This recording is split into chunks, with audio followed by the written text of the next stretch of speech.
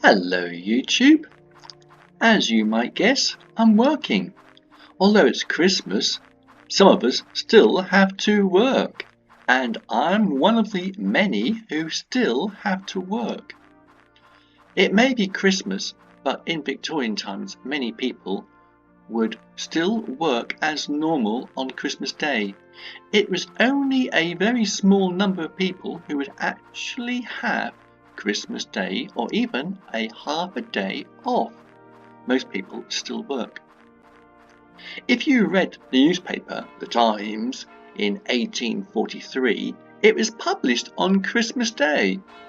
And not only that, there wasn't a single reference to Christmas in the entire paper. Now, Charles Dickens loved Christmas.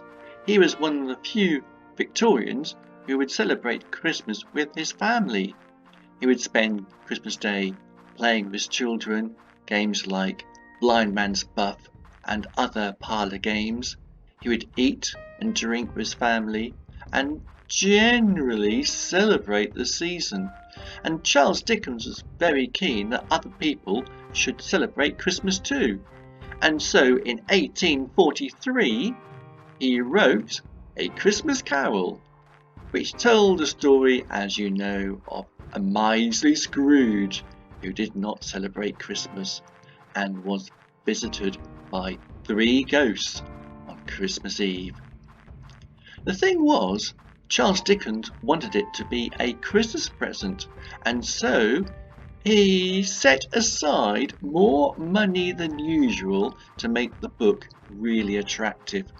It sold for a few shillings, and inside the book there was a coloured insert, woo, and coloured illustrations. The illustrations were originally in black and white, and then the books were sent to a series of workers who would colour the pictures by hand. And so, as you may guess, the book did take a lot of money to make it look so professional. Now, the book was an instant hit. It sold out within a few days, and Charles Dickens was expecting about £1,000 or so from the sale of his book, but because he spent so much money making it look so attractive, he actually got £250, which even still in those days was a lot of money. And then it went into reprints and reprints. And even today, the story A Christmas Carol is incredibly popular at this time of year. It captures everything that we would want about Christmas. Friends and family, celebrations, and very importantly, the fact that you'd have to show goodwill and peace to all people across the world. And so obviously charities do exceptionally well at Christmas, because that's the time when people think of charities and helping others. And all down to Charles Dickens, who tried to reignite the idea of Christmas, which up to 1843 was actually going on rather a downhill spiral.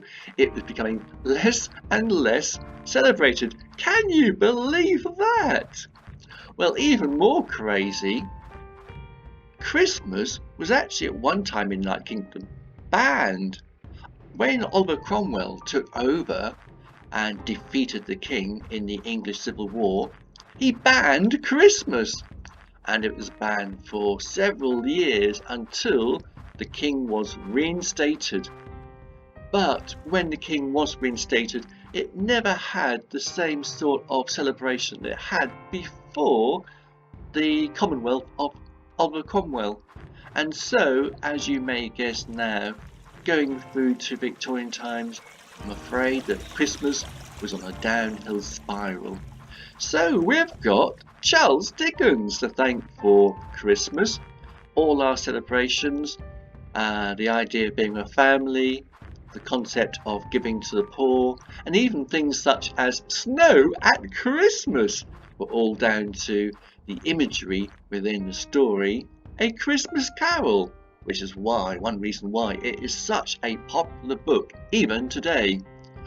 Well, I've got to move on and continue working because I am still working and I've got work to do. You might celebrate Christmas, but I've got to work. Bye YouTube, and don't forget, subscribe to the channel for more news and updates about this game that's set not in 1843 but a few years after, in 1867. Bye! Now, where's that rat? Come on! Got ya! And now for the next one.